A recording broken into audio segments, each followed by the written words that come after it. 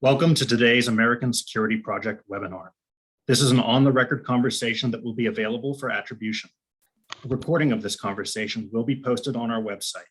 All audience members will be muted during the discussion, but please use the Q&A box at the bottom of your screen to ask any questions to the panelists. With that, I will turn it over to ASP board member Nelson Cunningham.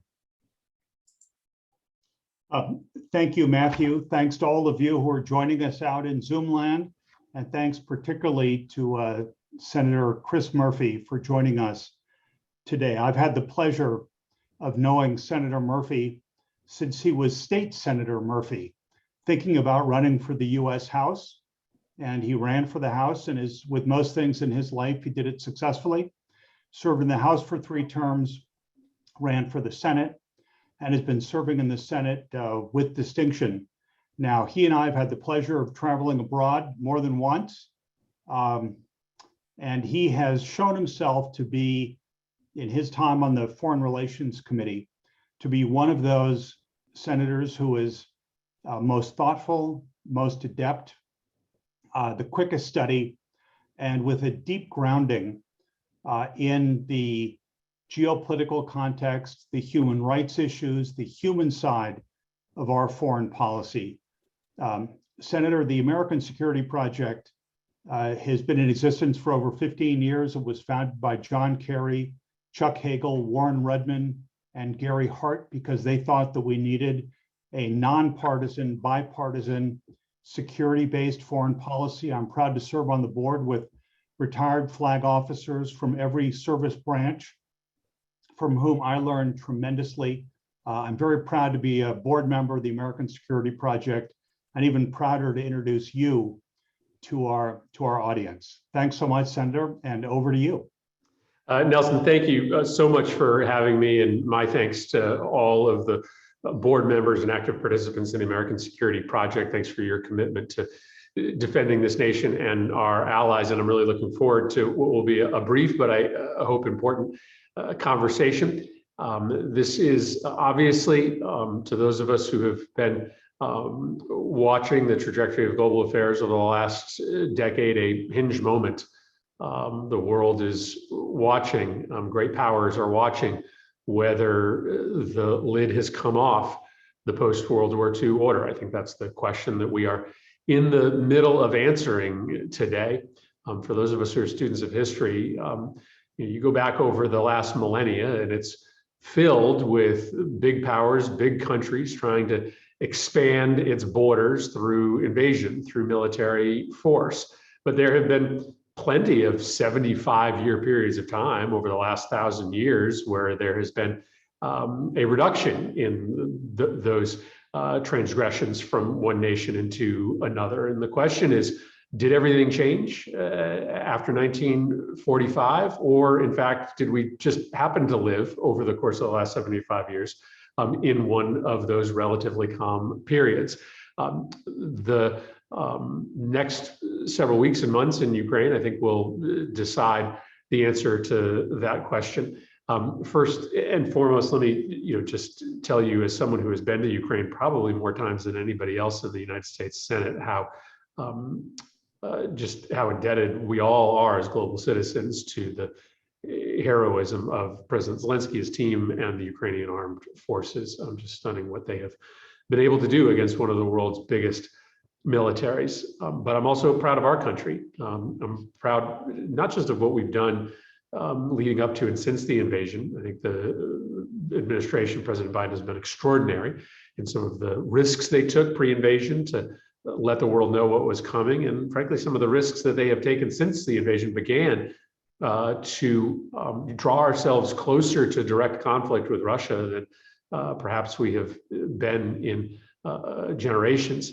But also, this is the performance of the Ukrainian military is a result also of a long tail of partnership. We've been training Ukrainian forces out in Western Ukraine. I went and visited them some years ago for the better part of the last 10 years, starting in the Obama administration. That clearly has had an impact.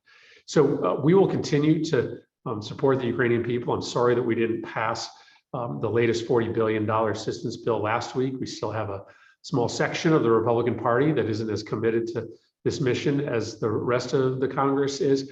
But we also have to sort of step back from this moment, and I'll leave it here for discussion and questions, and recognize how we allowed for not just Ukraine, but so much of Russia's periphery to become vulnerable. This is a conventional military fight, right? These are tanks against tanks, planes against planes, but Russia perfected what we came to call asymmetric warfare over the course of the last several decades. China is in the business of perfecting the same, using non-military mechanisms, whether it be economic power, propaganda, good old-fashioned intimidation and bribery to try to gain influence. And the United States has been fighting these countries, these adversaries, with one hand tied behind our back, because we're pretty good at standing up against conventional invasions. You see that in our partnership with Ukraine right now.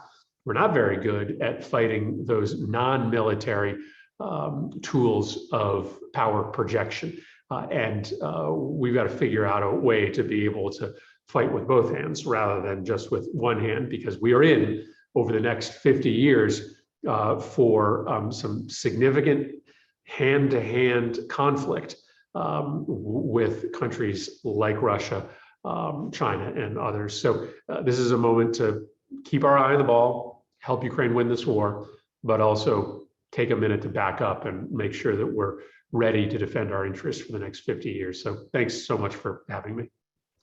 Terrific, Senator. Well, we've got a good audience. I'm going to invite audience members to put their questions in the Q&A. Let me go ahead and get the discussion started. There's been some talk in the last week or so, with some suggesting that the United States and our NATO allies are experiencing a bit of mission creep, and a question about what should our goals be, what should NATO's goals be in supporting Ukraine as we ramp up the level of support, as we ramp up the level of weaponry that we are sending. Some are saying we should be more limited in what we're doing because we risk getting drawn in. I'd love your views on that. I think it's important that the administration has made it clear from the beginning that we do not seek a direct conflict with Russia. There were some that criticized President Biden for being so explicit up front in stating that you are not going to see U.S. forces on the ground in Ukraine. There's certainly a school of thought that the president should have held back that commitment, left some ambiguity around the question of whether the United States would insert its own forces. But I think President Biden made the right call, made that commitment explicit, so as to be clear that, well, we are going to support Ukraine's ability to fight for herself. We are not interested in that direct confrontation. At the heart of NATO's mission, of course, has always been a defensive alliance, seeking to defend ourselves from Russian invasion. And though Ukraine's not a part of NATO, again, we state very clearly that we are supporting Ukraine's mission to defend its own territory. We're not going to support Ukraine's, if Ukraine decides to take on any new projects or ambitions beyond their borders, our support for them should stop there. Certainly there's a risk of direct conflict. Certainly as we get more deeply involved and Vladimir Putin gets backed more deeply into a corner, the risk of direct US to Russia conflict increases. But as folks note, the Soviets had plenty of personnel inside Vietnam at a time when we had a lot of troops there as well. We managed to avoid direct conflict there. I think that we can manage to support Ukraine while staying out of a confrontation between the two biggest nuclear superpowers. Thank you. One of the questions from the audience, Patrick Sullivan, asked a question that really follows on that. Putin's veiled and not so veiled nuclear threats, his and his team's allusions to nuclear forces, to other possibilities of retaliation. How do you see him playing? How do you see the strategy that he's deploying there? And what should our response be, particularly if if Putin were to indeed invoke a nuclear weapon in a more active fashion, whether with just the launch mechanisms or, God forbid, actually launching something? So there's no doubt that our policy and our strategy, our tactics have to be educated and informed by the knowledge that Vladimir Putin is unstable enough, and I think will become desperate enough to consider some unthinkable options. I think we all shuddered a bit when we heard Bill Burns state publicly that the CIA could not rule out Vladimir Putin ultimately resorting to the use of tactical nuclear weapons. But the alternative, which is for the United States to stand down, to abandon Ukraine because of that threat, is unpalatable as well. I think the reason you see Finland and Sweden signing up for NATO, the reason you see a fundamental shift in Germany's disposition on armament is because they know should Putin succeed in taking Ukraine, he's likely not done. And so this is a moment where, even with the risk of potential tactical nuclear use, we have got to stand up for Ukraine. Now, we are watching Russia's nuclear footprint very carefully. We stay very much informed by the administration of any changes we see. And as I said, this is all, our tactics, our strategy do ultimately have to be dependent on the threat, whether it goes up or down, of nuclear usage from Russia. Now, I would just make one quick additional editorial comment. We're also in this debate right now over whether we should get back into the nuclear agreement with Iran. I don't know why U.S. policymakers would be rooting for another of our most potent adversaries to become nuclear weapon armed.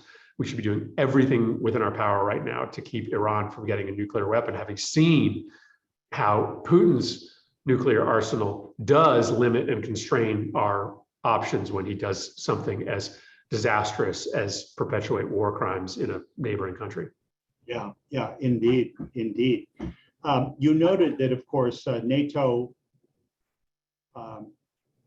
has in fact been strengthened over these weeks and months. Finland, Sweden, looking to join after decades or even centuries of non-alignment. As you look at, you've thought a lot about the architecture of transatlantic architecture. How do you look at the future of NATO, which just 3 years ago, people were saying, do we need NATO? Some were saying, is it obsolescent? Is it outlived its future? 5 years from now, 10 years from now, do you have a vision for what NATO should look like and what our goals for NATO should be? I think this is a really important question, because I don't think that Finland and Sweden are the end of NATO enlargement and accession. I just came back from a trip to the Western Balkans, and I am deeply hopeful that several countries in the Western Balkans are going to be quick candidates for both NATO and for the European Union. I think that 10 years ago, 5 years ago, when we were sort of debating this question that President Macron posed, is NATO brain dead? It just looked like we were sort of aligned for a threat that was not the most critical and important to the alliance, which was Russian invasion, that we should be spending much more time on propaganda and on cyber attacks.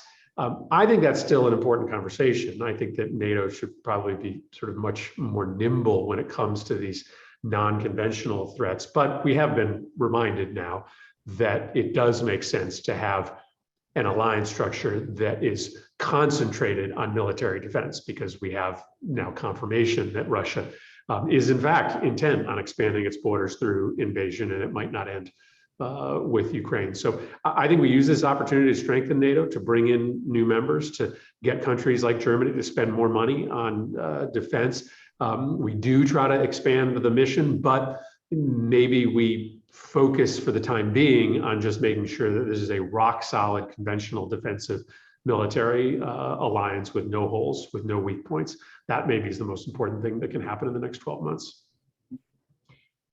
Drawing on some of the questions that have been put in the chat and weaving together a couple of them, one of the issues that we're going to be facing in the months ahead as we look toward end games in this conflict, or possible end games in this conflict, is what to do with the territories in eastern and southern Ukraine that the Russians currently occupy. Going all the way back to 2014, I think perhaps you and I were both attending the Brussels Forum in 2014 when Russian green men went into Crimea and began the process of annexing that. What lessons do we take from the fact that perhaps we were not as strong in the face of that 2014 takeover of Crimea? And what lessons should we draw for the parts of Ukraine, the other parts of Ukraine, the Donbass and the South, that are currently in Russian hands as we look toward end games? Well, I think you're right that we were together during that moment. I then was in Ukraine a few months later with Senator McCain, one of our, I think 3 or 4 visits to Ukraine together on the day of the sham referendum in Crimea. So I think you are right that collectively, as a transatlantic alliance, we were not ready for 2014, but candidly, the Ukrainian military was not ready for 2014. So what we decided to do, this is an Obama administration decision, was to get into the business of significant training of Ukrainian forces, which is exactly what we've been doing. Again, the Ukrainians deserve 99% of the credit for the success of the defense of their country, but that mission jointly with the United States has made a difference. Nelson, I think it's hard and probably not helpful to get into all of the potential hypotheticals if Ukraine and Russia end up at a negotiating table. I think my sort of simple sort of foundation for now is that it's up to Zelensky, that we will support Zelensky's decision to sit down at that table, and we will support the decisions that he makes. But if he decides that the price Russia is asking him to pay, for instance, recognition of Russia's ownership of Crimea is too big a price to pay, then we will continue to fight with Ukraine. We are not recognizing Crimea. We are not recognizing Russian ownership over eastern parts of the country. And if Zelensky wants to fight it out on those questions, then we'll stand with them. The day may come where Zelensky decides he's going to sit down and cut a deal, sign a peace treaty, and well, we'll give him advice. Ultimately, that's got to be his decision. That's the whole point. The whole point of this exercise over the course of the last 8 years since 2013, 2014 is that sovereignty is what it's all about, right? That the United States doesn't tell Ukraine what to do, but we believe that it's up to the Ukrainian people to decide for themselves whether they orient east, west, both east and west. That's their decision. And so I think that has to be our operating premise for the duration of this fight. It's up to them, and we'll support them in the decision that they make. Yeah. Pulling the lens back just a little bit from Ukraine itself, if I recall correctly, despite having a good Irish name, you've also got roots in Poland, family roots in Poland. What do you make of the way that the Poles, the neighboring countries there have responded to this? Romania, Moldova, Poland, and the other eastern end of NATO. I mean, just absolutely extraordinary. I'm always a proud Polish American. Nelson, you're right. I have more Polish blood in me than I have Irish blood, despite this very Irish last name. I actually have a great grandparent who, when he came to the United States, wrote on his immigration cards that though the country he was coming from was Poland, he was Ukrainian by ethnicity and nationality. So I have roots in Ukraine as well. So just extraordinary how our friends in Eastern Europe have stepped up from Poland to Moldova up to the Baltics, and well, we have had beefs with Warsaw over the course of the last decade, and I remain worried about their slide away from the rule of law. Nothing should stop us from celebrating what they have done to defend democracy and defend the transatlantic alliance. I just came from spending a bunch of time last week with the relatively new Prime Minister of Bulgaria. And I think we do have to pay some special attention to these very vulnerable states like Bulgaria, where you have high levels of resonance inside the country for the Russian point of view, countries that are very reliant on Russian gas. Bulgaria is much more reliant than Poland is, who are at a breaking point right now because of the cutoff. So the United States has to start thinking really creatively and really aggressively about how to support countries like Poland, countries like Bulgaria, countries like Moldova. And I worry sometimes as a country that we outsource that to Europe. We sort of say, okay, our lane is getting arms to the Ukrainians, and you guys figure out how to, stand up Bulgaria, how to get new energy supplies there. That can't be how we look at things. If it was up to me, this $40 billion we're approving this week would include $1 or $2 billion on energy independence projects in Eastern Europe to help make these connections away from Russia. So I just think it's time for the United States to play a leading role in supporting these vulnerable nations. And you touched on this in your answer, but obviously the position of the Western European powers, the EU, France, Germany, the others, is critical in how they will deal with this war that's happening on their very border. In the early days, Germany executed, Olaf Scholz, Chancellor Scholz, executed a very abrupt, about to 180 turn from where Germany had been for decades in terms of its force posture and its participation in the multilateral military-based defense system. Have you seen that continue? Have the Germans continued down that path? There have been some who've suggested that they have been a little slow in moving forward on those initiatives. Do you have a view on that? I think what's happened inside Germany has been extraordinary, and I'm sure that the pace of their revolution has been unsatisfactory to some, but it is a revolution in thought. And it happened quickly. As you mentioned, a handful of us had dinner with the chancellor, and just shortly after he had had formed his government, he came to the United States. He was telling us at that time that, well, he would be ready if Russia invaded. His government was not confident that this was actually going to happen. And so given that disposition, it is remarkable how things changed so fast.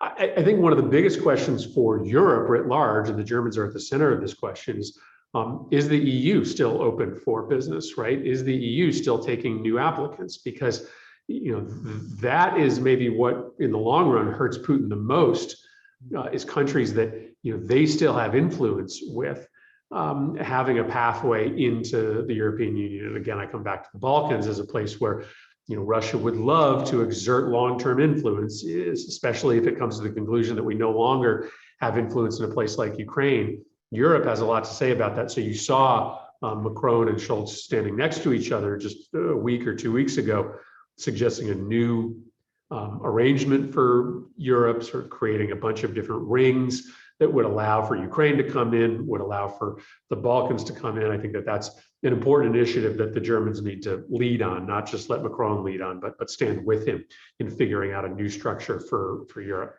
Yeah. No longer formally a part of the European Union, of course, is Great Britain. And this is the first international crisis to arise since Brexit. How do you make of the British government, the Johnson government's efforts to keep Great Britain a vital player on international issues? Of course, they're members of NATO, but they're not members of the EU. How would you judge how they've played that?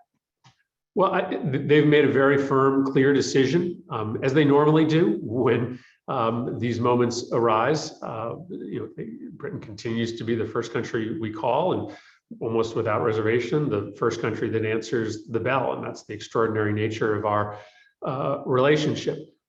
It's a bit clumsy, only because they continue to operate outside of the EU, and the EU has been and will be essential to the pushback against Putin, right? All of the energy decisions, which is probably the set of decisions Putin is paying closest attention to, are being made at Brussels. And so Brussels has to make that decision and then has to sort of pull in the Brits, which is, an unwieldy structure. And of course, a lot of this money that has enriched Putin's crowd washed its way through the streets of London for decades prior.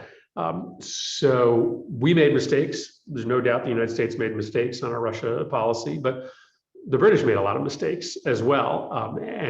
I am deeply enamored with the way in which they have stepped up during this crisis, but it's also a reminder of how tragic it is that they're doing that separate and aside from the Europeans, despite all of their interests right now being very much aligned. Yeah, very well put. We're approaching the bottom of the hour. Let me take you right back to the Senate Foreign Relations Committee. Just last week, you attended hearings for our new nominee to be ambassador to Kyiv, Bridget Brink. I'm sure you wish she or someone had been named earlier, but she's up there now for consideration. How do you view her chances, and how quickly do you think she'll be in place? I would hope that she'll be in place, if not by the end of this week, by the end of next week. I think she'll get there very, very quickly. I will say, though, we have been incredibly well served in Kyiv by Christina Kvien. She has just labored under extraordinary circumstances without the title of ambassador. She's been our charge there, for the entirety of the Biden administration, has done absolutely remarkable work, and we're grateful to her.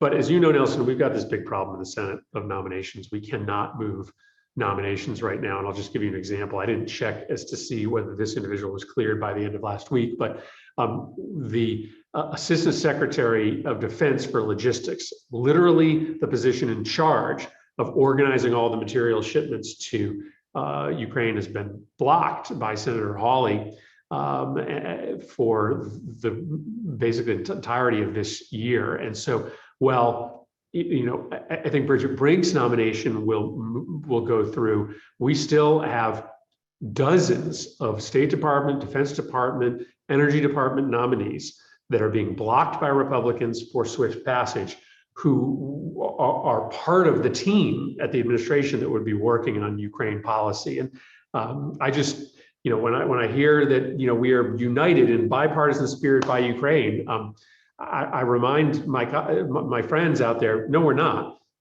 If Republicans really cared about Ukraine, they would be supporting these nominees. And right now they are letting a small handful of Republicans exercise veto power, and we've got to figure out a way to break that logjam. Yeah. Well, Senator, as I knew you would, you packed an awful lot into 30 minutes.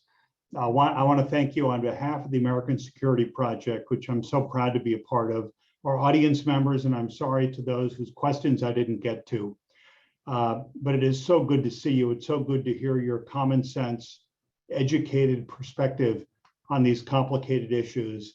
And I would say to you, the Senate, and the entire United States government on this issue, Godspeed. Thank you, Nelson. Thank you to everybody for being part of this today. Appreciate it. Good. Thank you.